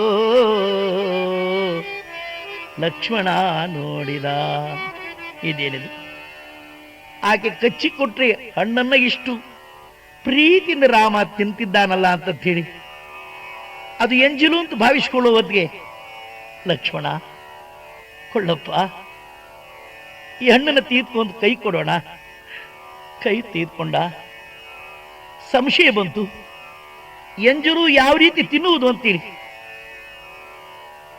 ಆ ತಾಯಿ ಹಿಂತಿರುಗುತ್ತಲೇ ಕಿಟಕಿಯಲ್ಲಿ ಎತ್ತಿ ಬಿಸಾಡ್ಬಿಟ್ಟ. ಎಲ್ಲೋ ಮೂರ್ಖ, ಶರಣ ಪ್ರಸಾದವನ್ನ ಎಂಜಲೆಂದು ಬಿಸಾಡಬಹುದೇ? ಅಜ್ಞಾನಿಯಾದೆಯೋ ಎನ್ನಲು ಆ ಮೂರ್ಖ ಎನ್ನುಬ್ಬರದಲ್ಲಿ ಮೂರ್ಛೆ ಎಂಬ ಬಾಯಲ್ಲಿ ಮಾತು ಬರ್ತಾನೆ. ರಾಮಯ್ಯ ರಾಮ, ಕರುಣಾಭಿರಾಮ, ಜಗದಾಭಿರಾಮ ತಂದಿ, ಕೋಪವಿಲ್ಲದ ನಿನಗೆ ಕೋಪ ಬರಬಹುದೇ? ಒಂದನರಿಯದ ಅನುಜನ ಮೇಲೆ ಇಂತು ಶಾಪ ಕೊಡಬಹುದೇ ಎಂದು ಗಳಗಳನೆ ಕಣ್ಣೀರು ಸುರಿಸುತ್ತಾ ಲಕ್ಷ್ಮಣನ ಬಳಿಯಲ್ಲಿ ಬಂದು, ಲಕ್ಷ್ಮಣ ಚಿಂತಿಸದಿರು, ಗುರುಕೃಪಾ ಪ್ರಸಾದಿತವಾದ ಗೃಹವಿದು. ನನ್ನ ಗುರುಪಾದವನ್ನ ಭಕ್ತಿಯಲ್ಲಿ ನಾನು ಪೂಜೆ ಮಾಡಿದ್ದರೆ ಗುರುಪಾದವೇ ಮಹತ್ತರವೆಂದರಿತು ಗುರುವಾಕ್ಯವನ ಪಾಲಿಸಿದ್ದರೆ ನೀನೆಸೆದ ಹಣ್ಣುಗಳು ಸಂಜೀವನ ಪರ್ವತದಲ್ಲಿ ಮೂಲಿಕೆಯಾಗಲಿ, ಅದು ನಿನ್ನ ಮೂರ್ಛೆಗೆ ಔಷಧವಾಗಲಿ ಎಂದು ನುಡಿಯಲು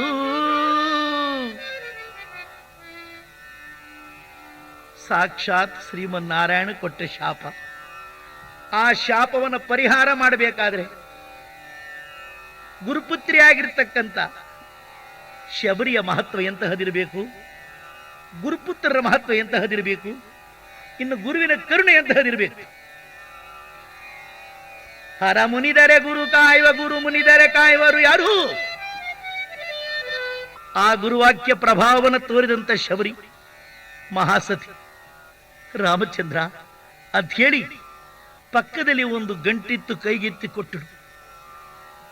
ಯಾರೋ ಆಕಾಶದಲ್ಲಿ ಒಬ್ಬ ರಾಕ್ಷಸನು ಹೆಣ್ಣನ್ನು ಎತ್ತಿಕೊಂಡು ಹೋಗುತ್ತಿರುವಾಗ ಈ ಗಂಟಿಲ್ಲಿ ಬಿತ್ತು. ಆ ಗಂಟು ನೋಡುತ್ತಾನೆ, ರಾಮಯ್ಯನ ಹೃದಯ ಗಡಗಡನೆ ನಡುಗಿ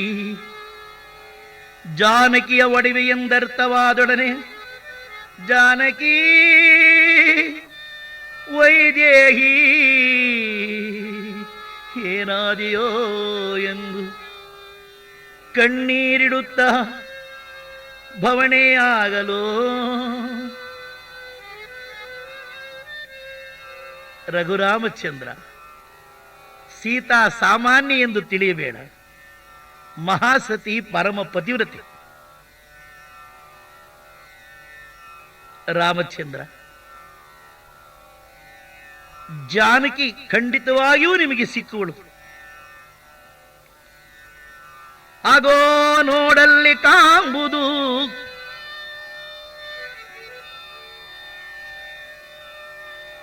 ಅನೇಕವಾದ ವೃಕ್ಷಗಳ ರಾಶಿಯಿಂದ ರಾರಾಜಿಸುತ್ತಿರುವ ಋಷ್ಯಮೂಕ ಪರ್ವತವು. ಅಲ್ಲಿ ಸುಗ್ರೀವನೆಂಬುವನಿರುವನು, ಸಾಮಾನ್ಯನಲ್ಲ. ಆತನ ಬಳಿಯಲ್ಲಿ ಮಹಾಪುರುಷರಿರುವರು. ಅದರೊಳು ಹನುಮನೆಂಬ ಮಹಾತ್ಮನಿರುವನು. ಅವರಿಂದ ಸೀತೆಯಲ್ಲೇ ಇರಲಿ, ಹುಡುಕಿ ತರುವರು, ಭಯಪಡಬೇಡ ಎಂದು ಹೇಳಿ ಸಮಾಧಾನ ಪಡಿಸಿದಳು ಶಬರಿ.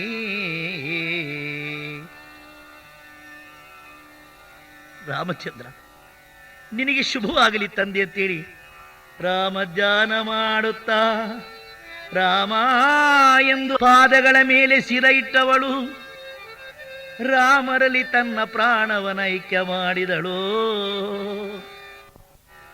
ಆಗ ರಾಮದೇವರ ಕಣ್ಣಲ್ಲಿ ಗಳಗಳ ನೀರು ಬಂತು. ತಾಯಿ,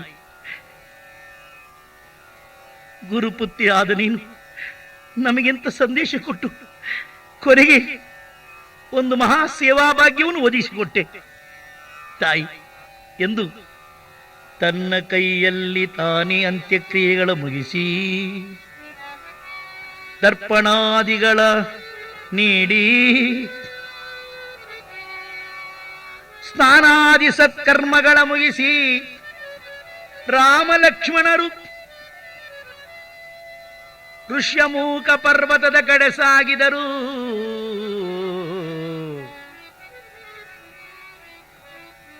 ಆ ಪರ್ವತದಲ್ಲಿ ನೀಲ, ಜಾಂಬವಂತ, ಸುಷೇಣ,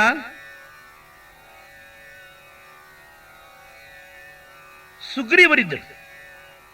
ಅದರೊಳಗೆ ಹನುಮಂತ ನುಡಿದ, ಸುಗ್ರೀವ, ಅವರನ್ನ ಸಾಮಾನ್ಯರಿಂದ ಅಡಿಯಬೇಡ, ನಡೆಯಲ್ಲಿ ಗಂಭೀರ ವಿಶಾಲ ವಕ್ಷಸ್ಥಳವುಳ್ಳವರಾಗಿ ಅಜಾನುಬಾಹುಗಳಾಗಿ ತೇಜಪುಂಜವದನಾರವಿಂದವುಳ್ಳ ನವಯವನ ತಾರುಣ್ಯವುಳ್ಳವರಂತೆ ರಾರಾಜಿಸುತ್ತಿರುವರು.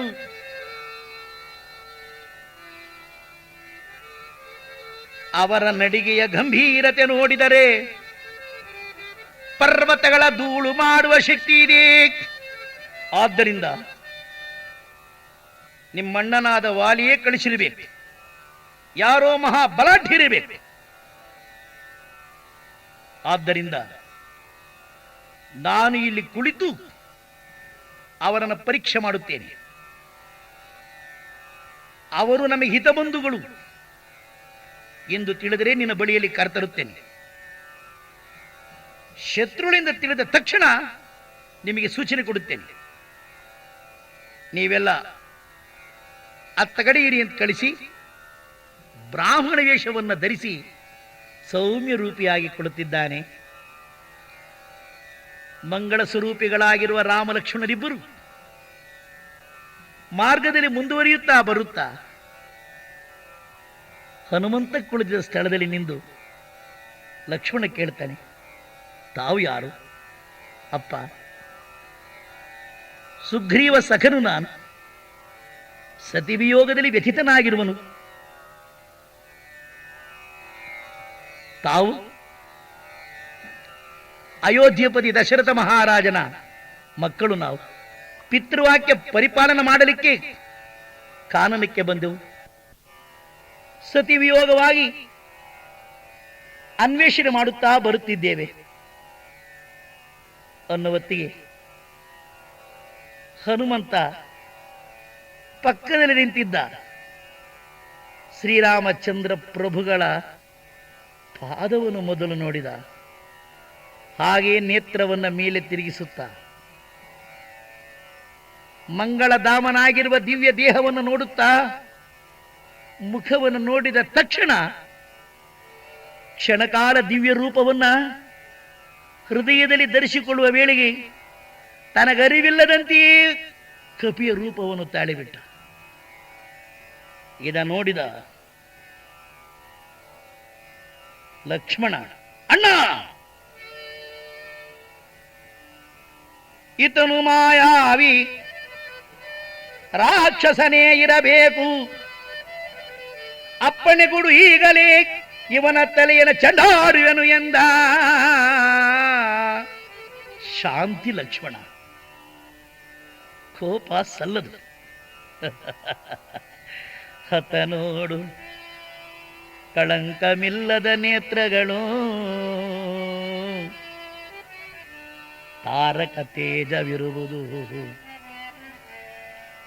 ಶುದ್ಧ ಹೃದಯ ಉಳ್ಳವನು, ಪಾಪ ಮರ್ಯದ ಮಂಗಳಮೂರ್ತಿ ಲಕ್ಷ್ಮಣ. ಪರಮಹಂಸನಾಗಿ, ಪರಮಜ್ಞಾನಿಯಾಗಿ, ಯೋಗೀಶ್ವರನಾಗಿ, ಮೃತ್ಯುವನ ಗೆದ್ದವನಾಗಿ, ಸಾಕ್ಷಾತ್ ಪರಬ್ರಹ್ಮ ಸ್ವರೂಪನಾಗಿರ್ತಕ್ಕಂಥವನು ಹನುಮಂತ. ಆತನು ಸಾಮಾನ್ಯ ಕಪಿಯಲ್ಲ, ಕಪಿ ರೂಪಿ. ಆಗ ಆ ಮಂಗಳಮೂರ್ತಿ ನೋಡಿದಂತ ರಾಮದೇವರು ಆನಂದಿತರಾಗಿ ಸಂತೋಷಿತರಾಗಿ ಹಾಗೆ ನೋಡ್ತಾ ಇರುವಾಗ ಕರ್ಣಕುಂಡಲಗಳಿರುವ ತೇಜರಾಶಿಯನ್ನು ನೋಡಿ, ಲಕ್ಷ್ಮಣ, ಈತನು ಸಾಮಾನ್ಯನಲ್ಲ, ಲೋಕಗಳ ಸಂಚಾರ ಮಾಡುವ ಶಕ್ತಿ ಉಳ್ಳವನು. ಆ ಕರ್ಣಕುಂಡಲಗಳ ನೋಡು, ಸಾಮಾನ್ಯವಲ್ಲ, ಅದು ಸೂರ್ಯ ಪ್ರಸಾದಿತವು ಎನ್ನಲು ಹನುಮನಿಗೆ ಸ್ಮೃತಿ ಬಂತು. ಬ್ರಹ್ಮದೇವನು ಕೊಟ್ಟ ಶಾಪಗಳೆಯಿತು. ತಕ್ಷಣ ಮಂಗಳಮೂರ್ತಿಯಾದ ಶ್ರೀರಾಮದೇವರ ನೋಡಿ, ಶ್ರೀರಾಮ ರಾಮ ಜಗದಾಭಿರಾಮ ಕರುಣಾಭಿರಾಮ ಅನಗ ಪರಾತ್ಪರ ರಾಮ ತಂದೆ ಎಂದು ಎರಡು ಪಾದಗಳ ಮೇಲೆ ಬೀಳಲು ಹನುಮನನ ಎತ್ತಿ ಆಲಂಗಿಸಿಕೊಂಡ.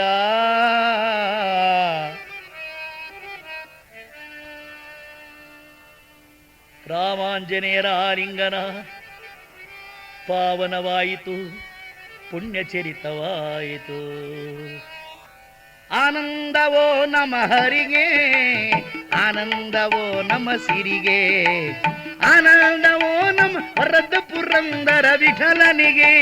ಜಯ ಜಯ ಮಂಗಳ ಹರಿಗೆ, ಜಯ ಜಯ ಮಂಗಳ ಸಿರಿಗೆ, ಜಯ ಜಯ ಮಂಗಳ ವರದ ಪುರಂದರ ವಿಠಲನಿಗೆ.